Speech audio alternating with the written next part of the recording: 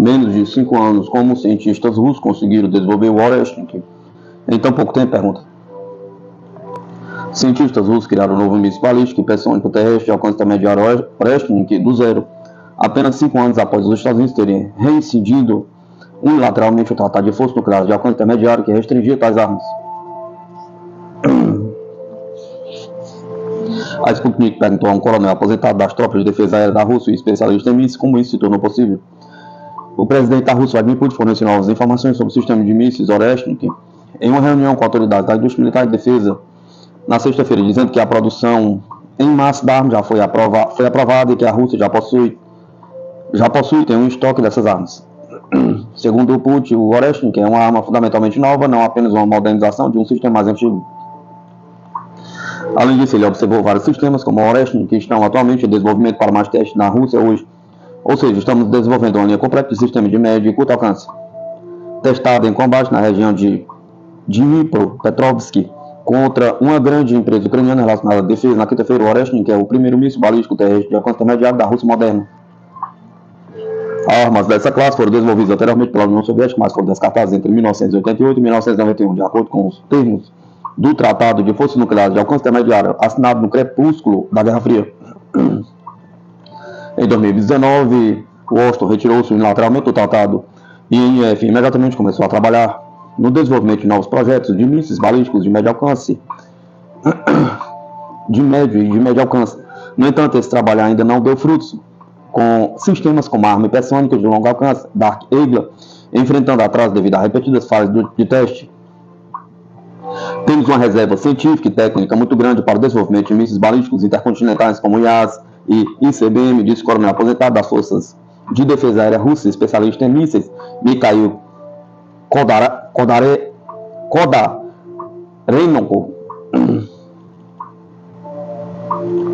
Kodarenok. Em princípio, alcançar um resultado semelhante com o Oreshnik com tal reserva é possível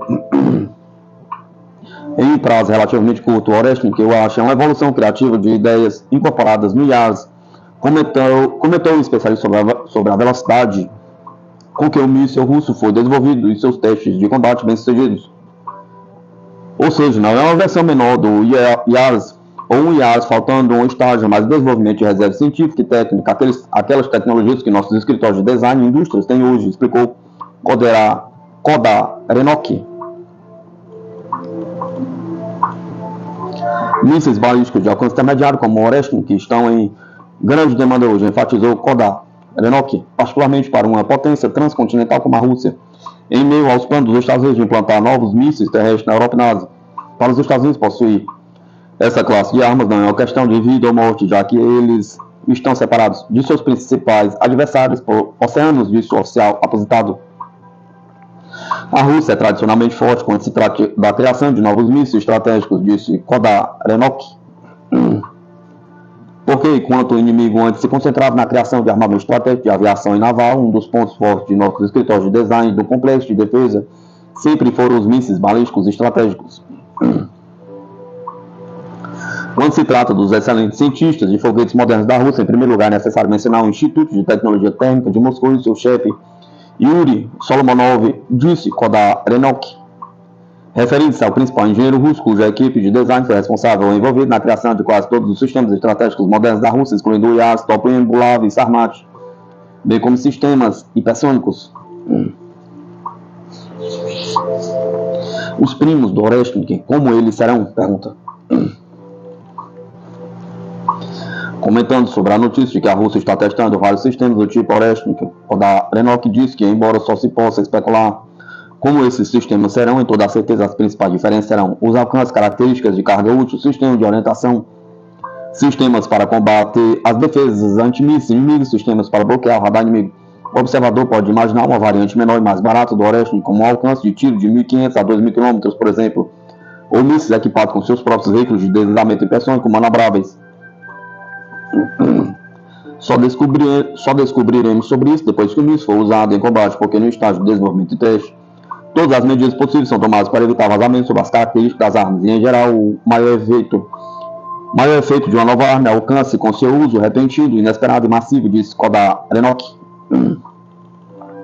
Há 4 elementos básicos que se combinam para tornar os sistemas de mísseis estratégicos da Rússia essencialmente imunes até mesmo aos mais modernos sistemas de defesa aérea e de mísseis, afirmou Kodar Renok. Entre eles, sua incrível velocidade e capacidade de ser armado com planadores e peções de manobra, como a velocidade de aproximação de ogivas e mísseis antimísseis é extremamente alta, 7 km por segundo ou mais, contabilizando a ogiva, o interceptador, um operador humano, em princípio, não pode controlar o processo de artilharia, disse Kodar Renok. Tudo acontece automaticamente. Em geral, o disparo é controlado por um complexo de computação digital. Se um ogiva estiver se aproximando da velocidade hipersônica, mas também manobrando ao longo da trajetória, interceptá-la se torna extremamente difícil, observou, enfatizando que depois que o interceptador faz seus cálculos de trajetória, mas a ogiva inicia manobras completamente imprevisíveis, toda a orientação é interrompida e a possibilidade de atingir a ogiva é reduzida a zero. Além disso, há sistemas de guerra eletrônica operando no estágio terminal, assim como as ogivas falsas. Em tais condições, atirar simplesmente se torna irrealista. Kodar Renok resumiu.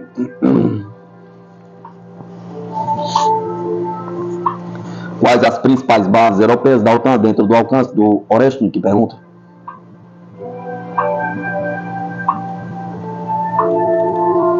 Em sua fala sobre o sistema de mísseis russo Oreshnik, o presidente Vladimir Putin alertou que Moscou se reserva no direito de usar nossas armas contra instalações de países que permitem o uso de suas armas contra nosso território. O novo míssil balístico hipersônico Oreshnik da Rússia tem uma velocidade de voo de 2,53 km por segundo, uma carga de 1,2 toneladas e equipado com vários veículos de reentrada independentemente direcionáveis, designado como míssil de alcance intermediário. Ele chega até 5.500 km. Seu teste de fogo de combate se deu na quinta-feira, 21 de 2004, contra uma instalação militar industrial ucraniana em Dnepropetrovsk. Acredita-se que Oreshnik tenha viajado 1.000 km ou mais, advindo da região de Astrakhan, da Rússia.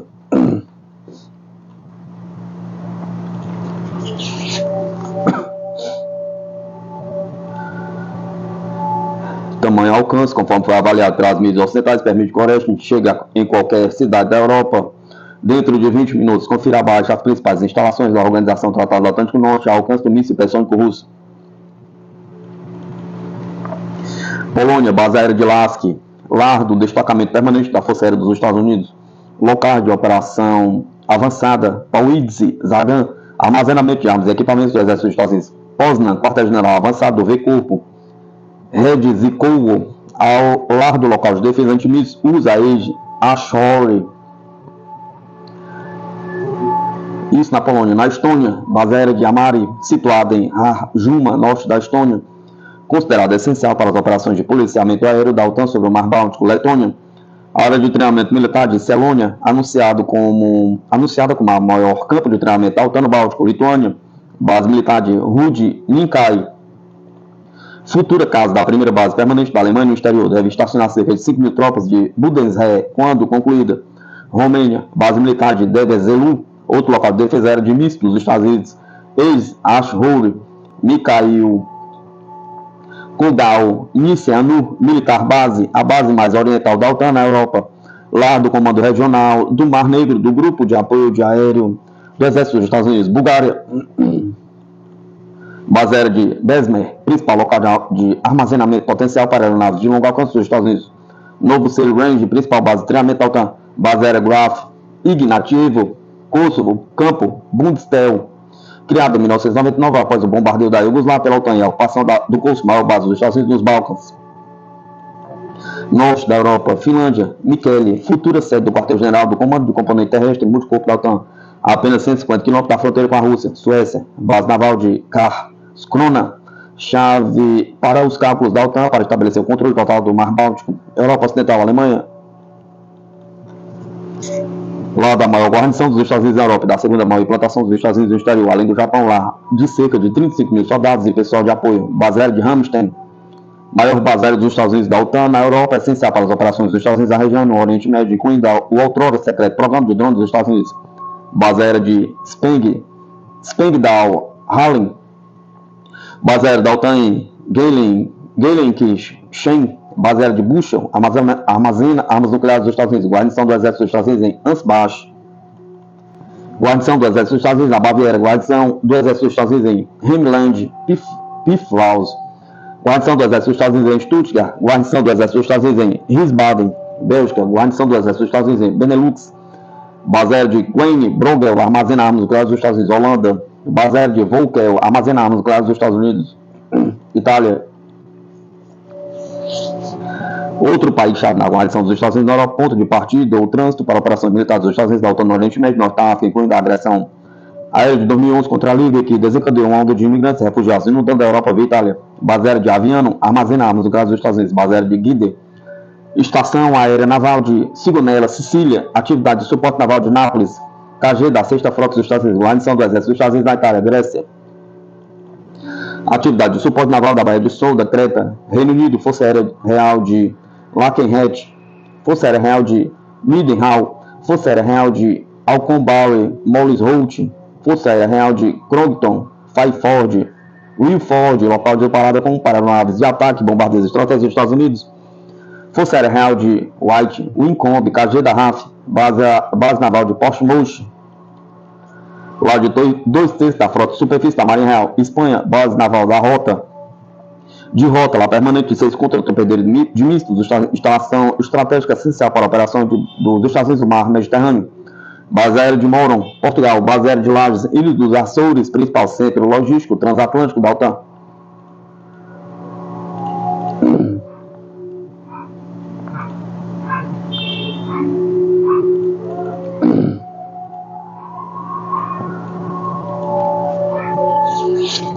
Míssil Oreshnik, que pode atingir qualquer cidade da Europa em menos de 20 minutos, calcula a mídia.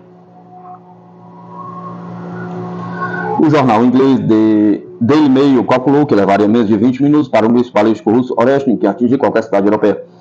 Em 19 de novembro, as tropas ucranianas usaram o míssil de longo alcance ataque dos Estados Unidos e Storm Shadow da Inglaterra para atingir as regiões russas de Kursk e Bryansk. Em resposta, em 21 de novembro, a Rússia atacou instalações do complexo militar industrial ucraniano na cidade de Dnipropetrovsk, Dnieper, na denominação ucraniana.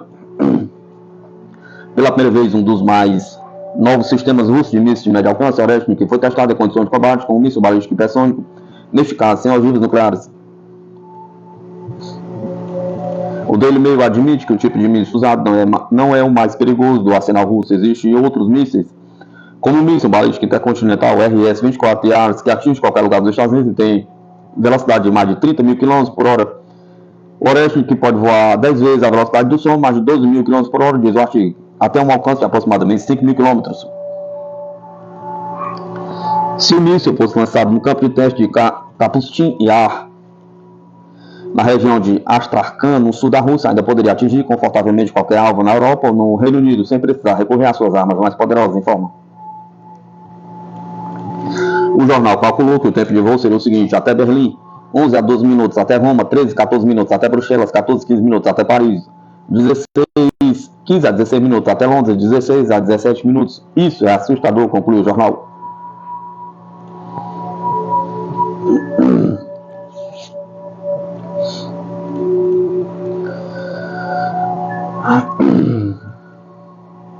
Analista: o uso do sistema de míssil balístico Oreshnik pela Rússia é um ato preventivo de defesa. O uso por Moscou de sistemas de míssil de alcance intermediário Oreshnik foi um ato preventivo de defesa da Rússia ante novas ameaças em resposta à permissão de Washington a Kiev de efetuar ataques em território russo, declarou o analista econômico e político iraniano Rulan Modaber. Nesta semana, o presidente Vladimir Putin disse em um discurso que em 19 de novembro a Ucrânia conduziu ataques em instalações na região de Kursk e Bryansk, usando o míssil de longo alcance ataques dos Estados Unidos de Storm Shadow britânicos. Em resposta ao uso destas armas, a Rússia lançou um ataque combinado de uma instalação do complexo militar industrial da Ucrânia na cidade de Dnipropetrovsk, que produzia equipamentos e armamentos de mísseis. O uso de mísseis balísticos e hipersônicos Oreshnik pelo exército da Rússia pela primeira vez foi uma resposta à política hostil de criação de tensão dos Estados Unidos relacionada com a permissão ao regime de Kiev de atacar o território russo. Também foi um ato preventivo de defesa da Rússia diante das novas ameaças, uma mensagem dizendo que o exército russo tem um armamento mais moderno e melhor preparado, o surgimento do qual o Ocidente não esperava, disse Modaber. Moscou advertiu reiteradamente que a OTAN está brincando com fogo ao fornecer armas para a Ucrânia e que os trens com equipamentos militares estrangeiros seriam um alvo legítimo para o seu exército assim que cruzasse a fronteira. Segundo o Kremlin, a política ocidental não contribui para as negociações entre a Rússia e a Ucrânia e tem um efeito muito negativo.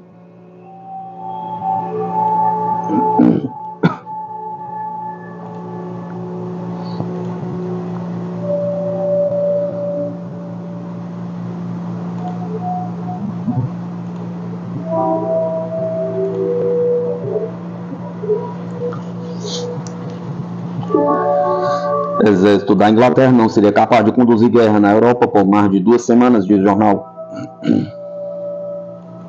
Militares ingleses, em conversas privadas, reclamam que as forças armadas do país não seriam capazes de conduzir uma guerra na Europa por mais de 2 semanas, relatou o Financial Times. Comandantes militares ingleses dizem em conversas privadas que seria difícil para suas forças conduzir uma guerra europeia por mais de 2 semanas, escreve o jornal. Segundo observa a mídia, em consequência da política do governo britânico, o exército do país foi privado de armas necessárias para uma superpotência, mantendo apenas a aparência de poder militar. A Inglaterra gasta bilhões de libras esterlinas em sistemas nucleares, cuja operacionalidade não depende do próprio país, mas dos Estados Unidos, em um momento em que Londres carece de fundos para comprar drones que se mostram críticos no conflito na Ucrânia, concluiu o autor. Recentemente, o secretário de Defesa britânico, John Healey, disse que as suas forças armadas vão descomissionar vários navios de guerra e desenhos de helicópteros e drones, enquanto continuam tendo dificuldades para tapar um buraco de vários bilhões de libras esterlinas em seu orçamento.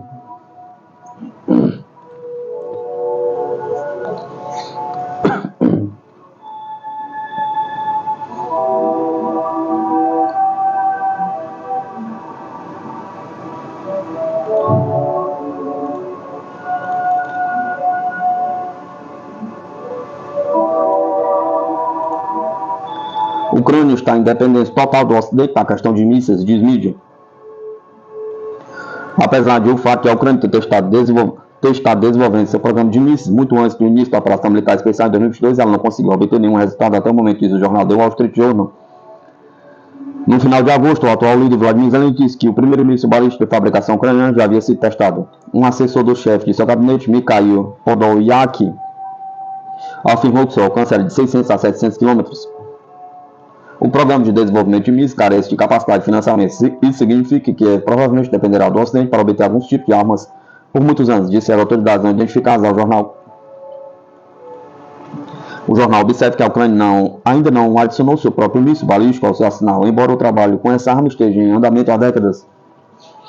Além disso, de acordo com a vice-ministra da Indústria Estratégica, Anna Gvozdya, a Ucrânia está atualmente desenvolvendo mais de um míssil balístico. O jornal também cita o conselheiro de assuntos estratégicos de Zelensky, Alexander Kamyshin, dizendo que Kiev simplesmente não tem dinheiro suficiente para acelerar a produção de mísseis. Ao mesmo tempo, autoridades não identificadas disseram ao jornal que a falta de recursos financeiros estava atrasando a produção dos mísseis de cruzeiro Neptune e que as autoridades de Kiev tiveram que recorrer a governos estrangeiros para obter ajuda. De acordo com o especialista, o custo alto da produção de mísseis balísticos se deve ao fato de que são necessários materiais que devem suportar altas temperaturas durante a reentrada na atmosfera da Terra.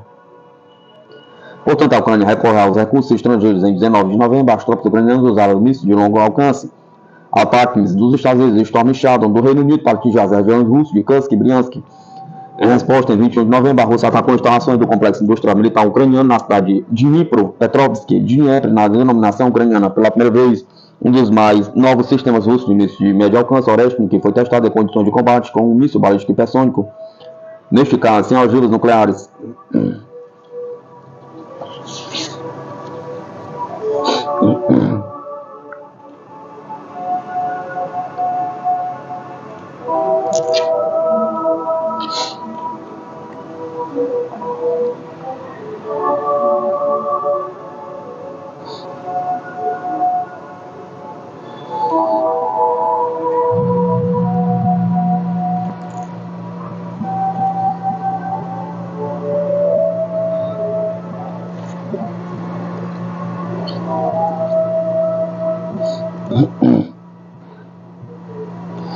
Padrões duplos do Ocidente em decisões do TPI levaram a um completo caos, diz ex-chanceler da Áustria. A ex-ministra das Relações Exteriores da Áustria, Karin Kneise, comparou a postura do Ocidente em relação aos mandados de prisão emitidos pelo Tribunal Penal Internacional contra o primeiro-ministro de Israel, Benjamin Netanyahu, e o presidente da Rússia, Vladimir Putin. Segundo Kneise, essa situação pode levar ao completo caos. Em resposta ao mandato de prisão contra o primeiro-ministro de Israel, Netanyahu, e seu ex-ministro de Defesa, Yoav Gallant, Israel e os Estados Unidos chamam o Tribunal Penal Internacional de antissemita. Quando o presidente Putin foi procurado por razões duvidosas, a Europa aplaudiu e agora o TPI é reduzido a um ato de antissemitismo. Nunca fui fã do TPI ou de outros tribunais semelhantes, mas o que está acontecendo agora pode levar ao completo caos, disse nas redes sociais. O TPI emitiu mandatos de prisão contra Netanyahu, o ex-ministro da Defesa, Yoav Gallant, por supostos crimes de guerra na faixa de Gaza. A Câmara preliminar do TPI, cuja jurisdição não é reconhecida pela Rússia, também havia emitido anteriormente um mandato contra o presidente russo, Vladimir Putin, e a comissária para os direitos da criança, Maria Lvova-Belova. O TPI acusa a Rússia de suposta deportação de crianças que as autoridades russas alegam ter sido resgatadas de bombardeiros ucranianos e levadas para áreas seguras, longe da zona do conflito. Já o porta-voz da presidência russa, Dmitry Peskov, declarou que o mandato contra o presidente russo é inaceitável.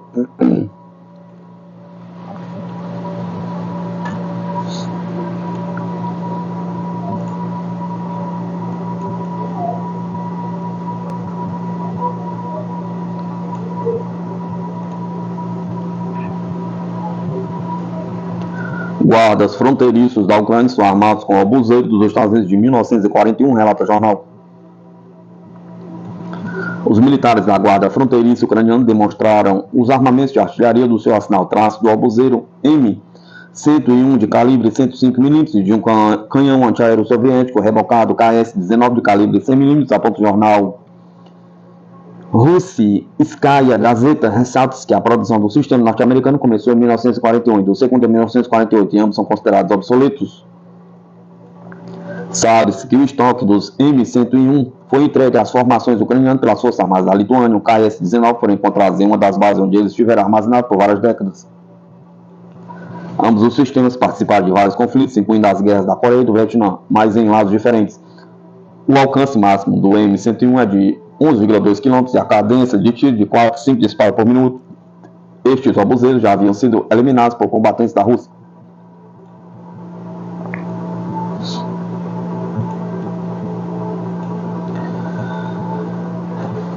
Especialista: contínua escalada ocidental do conflito na Ucrânia pode levar ao ponto de não retorno.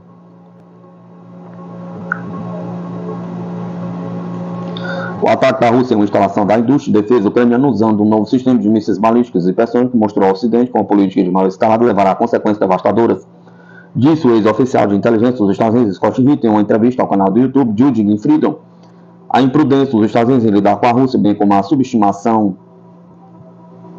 da prontidão de Moscou para responder, já levou o mundo para perigosamente perto de uma guerra nuclear total, afirmou Ritter em entrevista ao canal. Anteriormente, o presidente russo, Vladimir Putin, disse que as forças armadas do país atingiram com sucesso um alvo ucraniano com um novo míssil balístico de alcance intermediário chamado Oreshnik, traço de uma resposta ao uso por Kiev de sistemas de ataque nos Estados Unidos e míssil cruzeiro Storm Shadow britânico em território russo. O míssil que eles usaram é um sistema com capacidades nucleares. Ele tinha um ogivo convencional, mas poderia ser usado para fins nucleares. Putin basicamente disse que este míssil pode cobrir toda a Europa e que no futuro ele vai espelhar todas as ações da Ucrânia e do Ocidente, que qualquer escalada será imediatamente respondida, detalhou ele. Uma continuação da atual política ocidental em relação ao conflito na Ucrânia é a Rússia mais perigosa. E a Rússia seria mais perigosa e é responsável sob tais circunstâncias. Acredita Ritter, estamos muito perto de chegar ao ponto de não retorno quando se trata de uma guerra nuclear, alertou.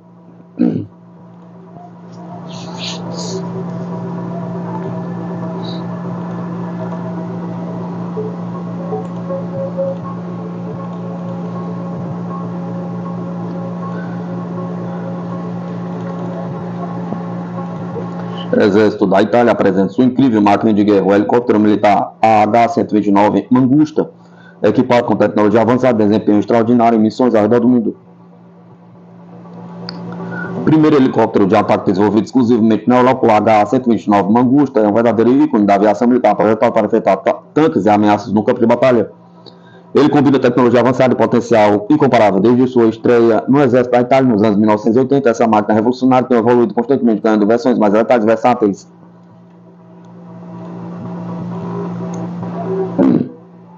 Como a H-129D, equipado com mísseis antitanque Spike ER, aviônicos de última geração. Reconhecido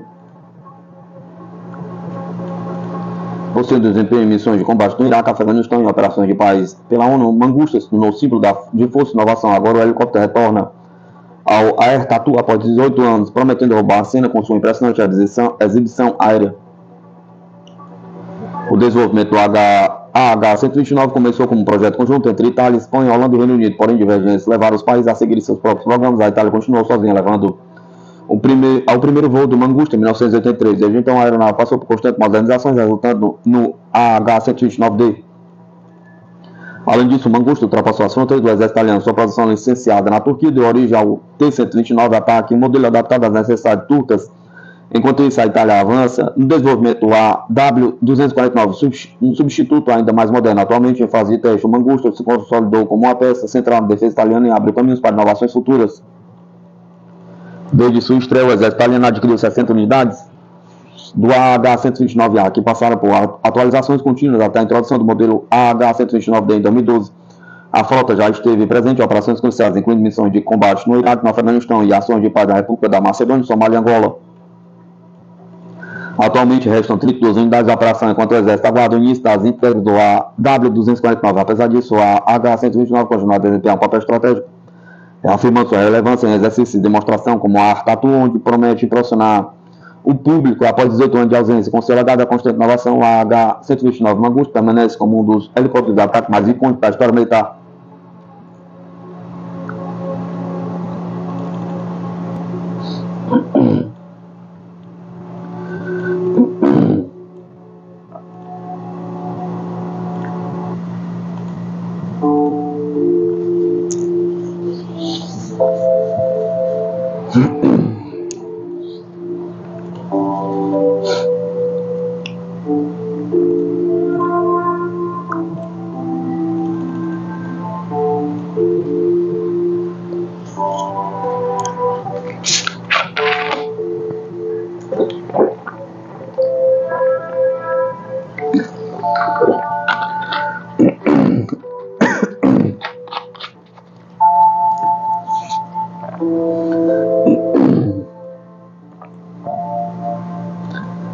Adeus Boeing, Airbus, a indústria aeronáutica russa será totalmente doméstica.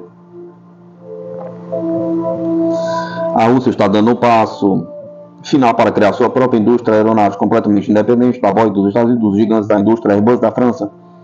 Tudo graças aos aviões Yakovlev MC-21 e o Sukhoi Superjet 100 SJ-100, produzidos domesticamente pela Rússia de maneira integral. Diante das sanções ocidentais, o governo russo adotou um programa abrangente para expandir a produção de aeronaves, motores e equipamentos domésticos para acelerar a substituição de importações.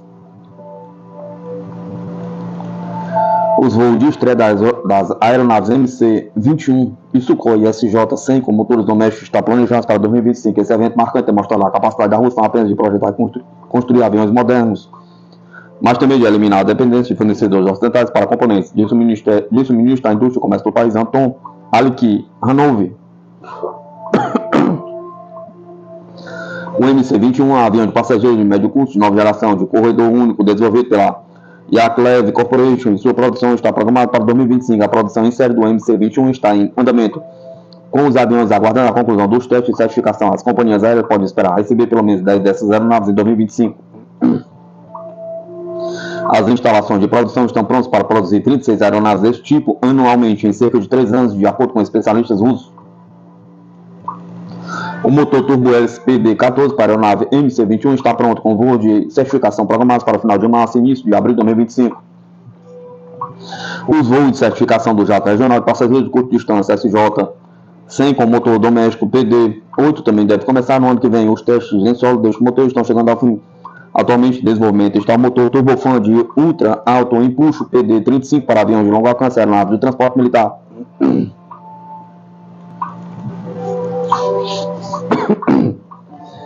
Em meados da década de 2010, a maior parte da aviônica dos aviões russos era proveniente do exterior. Em 2022, em meio às sanções ocidentais, a União Europeia proibiu o fornecimento de aeronaves civis e peças de reposição para a Rússia e obrigou os locadores a rescindir contratos com as companhias aéreas russas. Os serviços de manutenção e seguro de aeronaves também foram proibidos, com a substituição total de importações, tornando um fato determinante na viabilidade das aeronaves russas. As sanções ocidentais aceleraram a mudança da Rússia para aeronaves produzidas domesticamente e catalisaram o desenvolvimento de materiais compostos inovadores.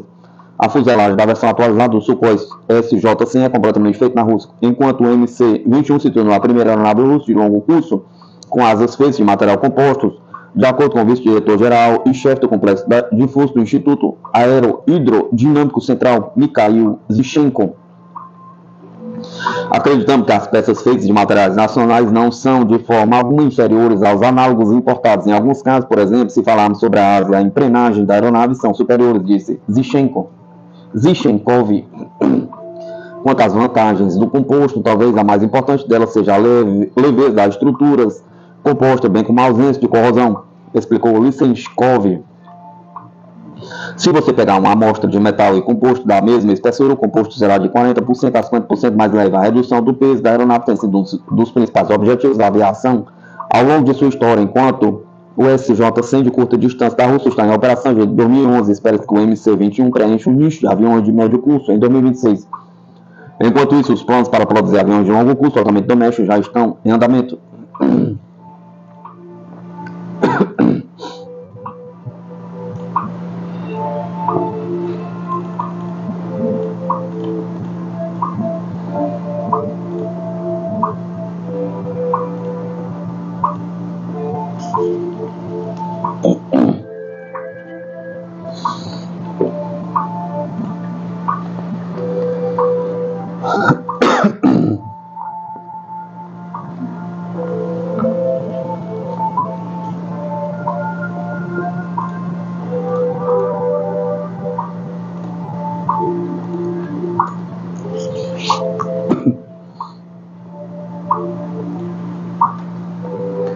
Impacto Verde, Porto Meridional de Arroio do Sal, no Rio Grande do Sul, conquista a Toyota e abre caminhos para a revolução sustentável no Japão. O presidente da Frente Parlamentar de Apoio ao Porto Meridional de Arroio do Sal, no Rio Grande do Sul, deputado estadual Isso Koshi, aproveitou a visita à sede da Toyota em Tóquio na última terça-feira, 19 de 11 de 2024, para destacar as potencialidades do porto em Arroio do Sal. Essa apresentação ocorreu durante uma missão oficial do governo do Rio Grande do Sul, liderada pelo governador Eduardo Leite, com foco em negócios estratégicos na Ásia.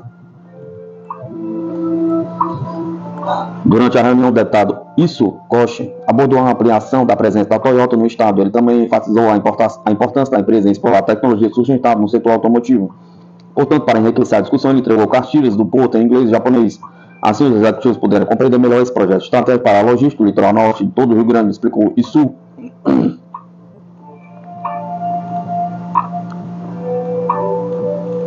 Entretanto, a agenda contou com a participação de Ascura Hidemoto, executivo responsável pela operação Toyota na América Latina, e Naoki Oyama, gerente de divisão América Latina e Caribe. Após o encontro com a Toyota, a comitiva foi recebido pelo embaixador do Brasil no Japão, Octávio Henrique Cortez, na Embaixada do Brasil em Tóquio. Durante essa reunião, discutiu-se o papel estratégico do Japão como parceiro comercial e tecnológico do Brasil, com ênfase nas relações com o Rio Grande do Sul.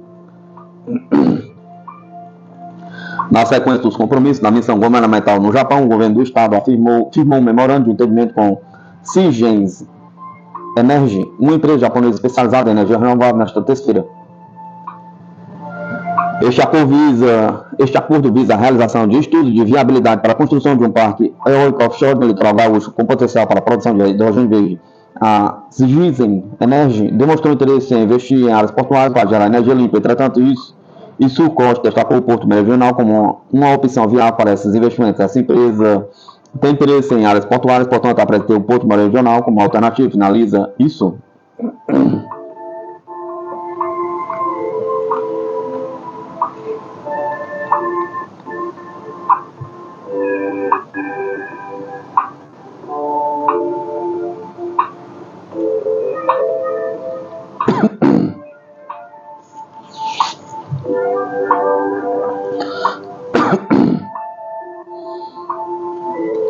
Brasil de olho no poderoso Brahmos NG, um dos mísseis mais modernos e de maior alcance do mundo, promete revolucionar os submarinos da Marinha e os caças Grip da Força Aérea Brasileira.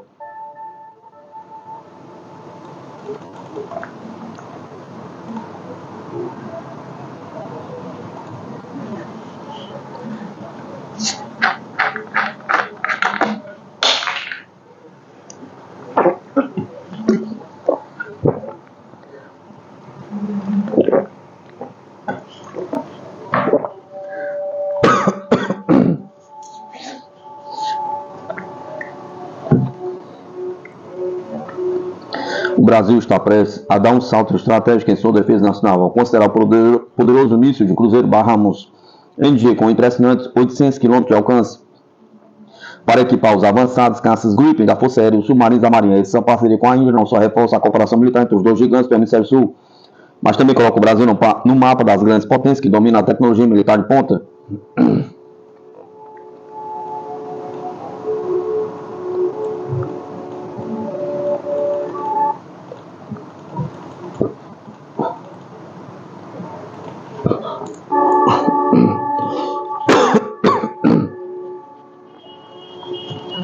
No último dia 21, a imprensa indiana noticiou que o presidente Lula, em suas discussões com o primeiro-ministro da Índia, Narendra Modi,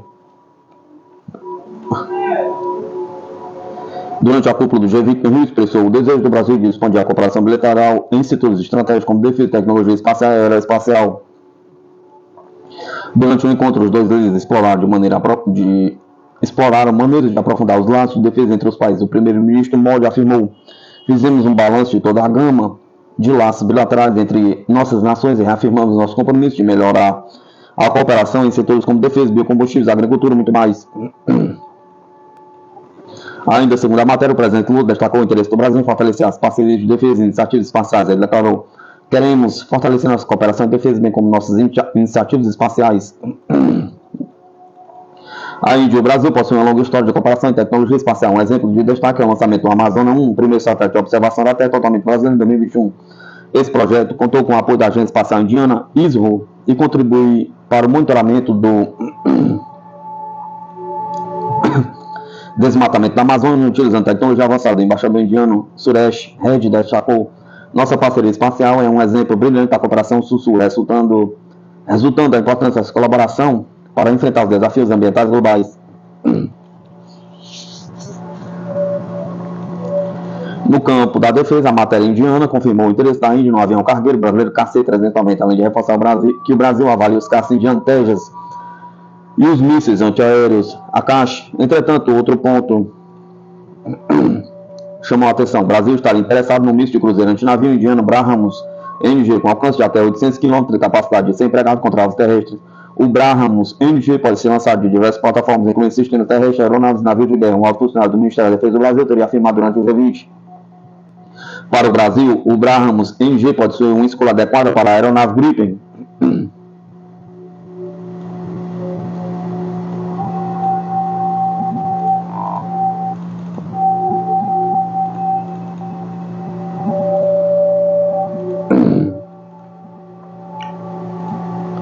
Desenvolvido por meio de uma joint venture indo-russa, o Brahmos NG é considerado um dos mísseis de cruzeiro mais modernos de maior alcance do mundo. O caça-leve Gripen é utilizado pela Força Aérea Brasileira, visto como uma plataforma ideal para o lançamento do Brahmos NG, especialmente devido ao seu menor peso e tamanho em comparação com a versão de primeira geração do míssil. Além disso, o site indiano Financial Express apontou que a Marinha do Brasil estaria avaliando o Brahmos NG para equipar seus futuros submarinos nucleares, bem como os submarinos da classe Scorpion. Isso ocorre porque o Brahmos NG já está sendo adaptado para o lançamento a partir de submarinos, incluindo da classe Scorpion, utilizados tanto pela Índia quanto pelo Brasil.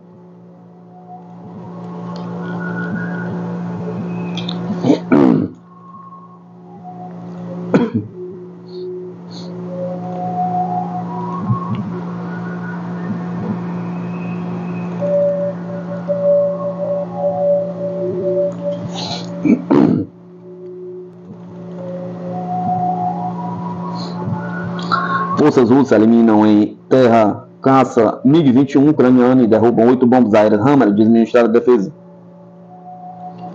O agrupamento de tropas russas da parte de oeste atingiu 5 brigadas ucranianas e repeliu 3 contra-ataques. O adversário perdeu até 410 militares, um obuseiro M198 dos Estados Unidos, uma peça de artilharia nona, um obuseiro Melara Mod 56, fabricação italiana, e um canhão antitanque Rapira, entre outros armamentos, relato do Ministério da Defesa da Rússia. A aviação e a artilharia russa eliminaram em terra um caça MiG-29 da Força Aérea Ucraniana, informou a entidade militar, acrescentando que os meios de defesa antiaérea derrubaram 3 bombas aéreas guiadas Hammer de proteção francesa, 8 projetos Himmler dos Estados Unidos, 59 drones de asa fixa.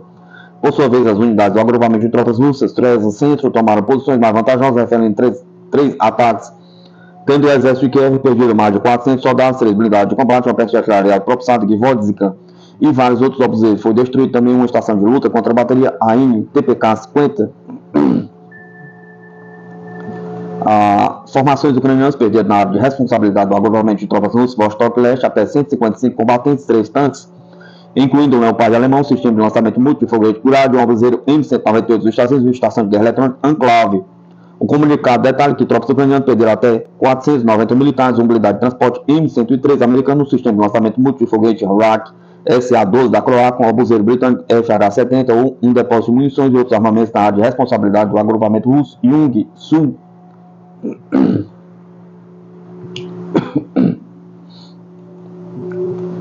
Estados Unidos e Inglaterra agem não só contra a Rússia, mas também contra economias europeias, diz jornalista. Os Estados Unidos e a Inglaterra estão travando uma guerra não apenas contra a Rússia, mas também contra a França, a Itália e a Alemanha, que estão sofrendo economicamente, mas são dependentes da OTAN, opinou o jornalista italiano Giorgio Bianchi. O Ocidente intensificou a pressão das sanções já impostas à Rússia após o início da operação militar especial na Ucrânia. O presidente russo Vladimir Putin disse que a política de conter e enfraquecer a Rússia era uma estratégia de longo prazo do Ocidente, e que as sanções de fato causaram um sério golpe em toda a economia global. De acordo com ele, o principal objetivo do Ocidente é piorar a vida de milhões de pessoas por todo o mundo. Tenho a impressão de que esta é uma guerra dos Estados Unidos, não apenas contra a Rússia, mas também contra a Itália, a Alemanha e a França, porque as sanções que os Estados Unidos forçaram nossos países a aplicar, eu as chamo de autossanções, ou seja, essas sanções são mais direcionadas a nós do que a Rússia, acredita Bianchi. Em sua opinião, Washington e Londres se beneficiaram mais com essas sanções do que o bombardeio de bases industriais de países europeus pela Alemanha nazista durante a Segunda Guerra Mundial. As grandes empresas simplesmente são transferidas para fora dos países. Elas já foram parcialmente transferidas para a Ásia e agora também são transferidas para os Estados Unidos, porque há condições mais favoráveis para a existência de negócios lá, acrescentou o jornalista. Bianchi também comentou as declarações das autoridades italianas sobre o uso de armas de longo alcance ocidentais por Kiev para atacar em profundidade a Rússia. Oficialmente, a Itália está defendendo a proibição do uso de suas armas para atingir o território russo. Após relatos da mídia sobre a decisão dos presidentes dos Estados Unidos Joe Biden de autorizar a Ucrânia o uso de mísseis de longo alcance norte-americanos para ataques contra o território russo, o ministro das Relações Exteriores e vice-primeiro-ministro italiano Antonio Tajani disse que a Itália vai continuar a abordar a sua linha anterior sobre o uso de armas na Ucrânia. Essa proibição, declarada publicamente pelas autoridades italianas, não significa nada, já que a Itália, se solicitada pela OTAN, vai fornecer a assistência necessária para esses ataques com mísseis de outros países da linha, segundo ele. A Itália está totalmente integrada à OTAN. Do seu ponto de vista, essas declarações são um teatro que continua a ser representado apenas para o eleitorado. Em 19 de novembro, as tropas ucranianas usaram mísseis de longo alcance, ataques dos Estados Unidos e Storm Shadow da Inglaterra para atingir as regiões russas de Kursk e Bryansk. Em resposta, em 21 de novembro, a Rússia atacou instalações do complexo industrial militar ucraniano na cidade de Dnipro. Pela primeira vez, um dos novos sistemas russos de mísseis de médio alcance, Oreshnik, foi testado em condições de combate com um míssil balístico hipersônico, neste caso, sem ogivas nucleares.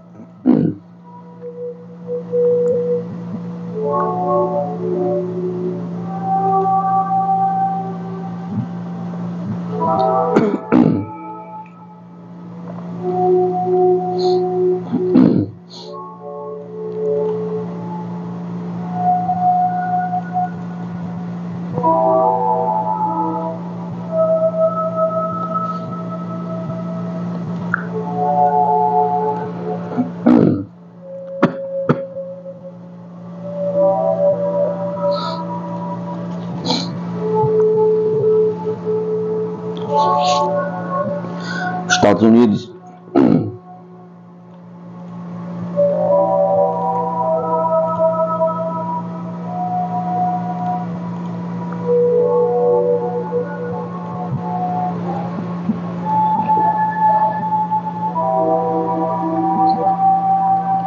Estados Unidos transforma a Força Aérea da Coreia do Sul com um pacote militar de 6,2 bilhões F-15K, se torna aeronaves imbatíveis para garantir a defesa nacional. O Departamento de Estado dos Estados Unidos anunciou a aprovação de uma venda militar potencial de 6,2 bilhões à República da Coreia do Sul para atualizar sua frota de aeronaves F-15K da Força Aérea. Essa decisão foi oficialmente comunicada ao Congresso pela Agência de Cooperação de Segurança e Defesa, destacando o compromisso dos Estados Unidos com segurança de seus aliados na região Indo-Pacífico. A venda proposta inclui uma ampla gama de equipamentos e serviços avançados que irão reforçar as capacidades aéreas da Coreia do Sul. Entre os itens destacam-se 96 computadores do sistema de missão Advanced Display Power Process 2, projetados para melhorar a capacidade de controle e comando. Além disso, inclui 70 radares AN, APG-82V1 Active Electronically Scanner Array, a ESA, oferecendo maior precisão e alcance a operações de detecção aérea. Também estão previstos 70 sistemas de guerra eletrônica AN, ALK-250 Eagle Pacific Active, que aumenta a proteção contra ameaças externas. Esses componentes com essas melhorias garantirão uma atualização significativa para a Força Aérea da Coreia do Sul, aumentando sua defesa e interoperabilidade com os Estados Unidos. Além disso, o pacote inclui 70 AN/AAR-57 como Missile Warning Systems, sistemas de planejamento de missão conjunta, sistemas de sinalização para capacete, suporte de manutenção e treinamento pessoal. Os principais contratantes para esta venda incluem empresas renomadas de defesa como a Boeing, Raytheon Technology Buy Systems.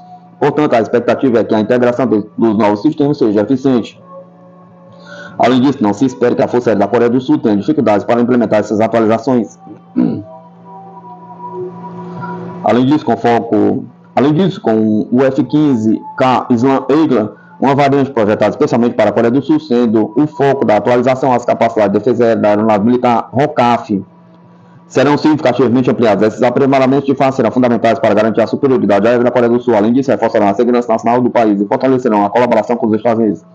Isso acontece em um momento de crescente tensão na região.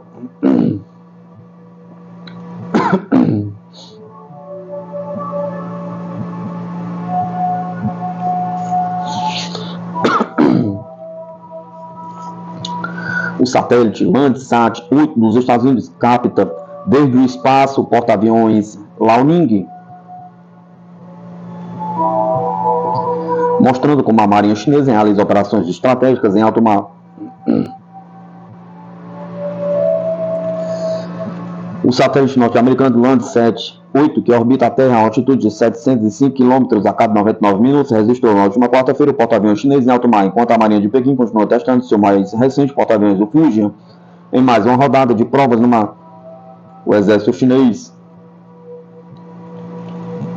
possui a maior força naval do mundo, com mais de 370 navios submarinos, incluindo 3 porta-aviões de propulsão convencional.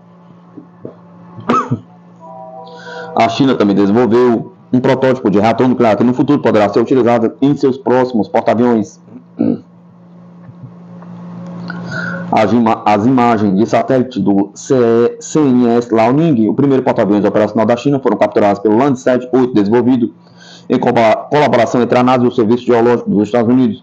O navio de guerra, com um deslocamento total de 66 mil toneladas, foi avistado no mar de Bohai, próximo às costas do nordeste da China. No mês passado, ele participou de uma operação conjunta de 2 porta-aviões do mar sul da China, antes de retornar à sua base em Qingdao, em uma cidade costeira do leste do país. Enquanto isso, o porta-aviões mais avançado da China, o CNS Fujian, partiu da última segunda-feira dos estaleiros Jiangnan, em Xangai, de acordo com as imagens divulgadas na plataforma X, anteriormente conhecida como Twitter. Relatos indicam que o porta-aviões de 80 mil toneladas, lançado em junho de 2022, iniciou sua quinta prova no mar. Uma foto não verificada de um emblema comemorativo que circulou nas redes sociais sugere que o Fujian testará seu sistema de decolagem assistido por catapulta em aeronaves embarcadas durante os testes no mar. O emblema mostra uma ilustração de catapultas eletromagnéticas do Fujian lançando 2 aeronaves. Outra imagem tirada por um observador de navios do momento em que o Fujian deixou o estaleiro mostrou modelos de 2 tipos de aeronaves de porta-aviões no convés de voo do navio de guerra. Não está claro onde o Fujian realizará a prova do mar. O porta-aviões, que ainda não entrou em operação, foi enviado ao mar de Bohai em setembro para realizar sua 4ª prova no mar.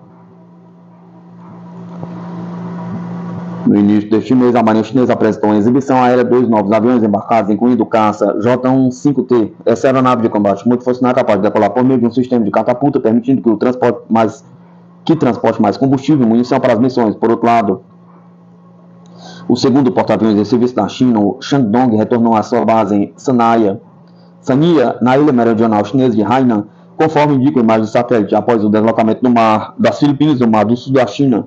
A Marinha dos Estados Unidos enviou 2 de seus porta-aviões para águas próximas à China. Um deles, o George Washington, tem previsão de chegada à sua base em Okisuka, no Japão, nesta sexta-feira, para destacamento avançado. O segundo porta-aviões americano, o Abraham Lincoln, entrou na última quinta-feira no extremo norte do Estreito de Malaca, segundo o site de rastreamento VS Finder. Ele adentrou a via navegável vindo do Oceano Índico. Esses porta-aviões haviam sido deslocados para o Oriente Médio após o exército dos Estados Unidos alterar seu destacamento previsto no Oceano Pacífico. Na última segunda-feira, ele deixou a região e chegou ao Oceano Índico, conforme relatado pelo US News, o Instituto Naval dos Estados Unidos.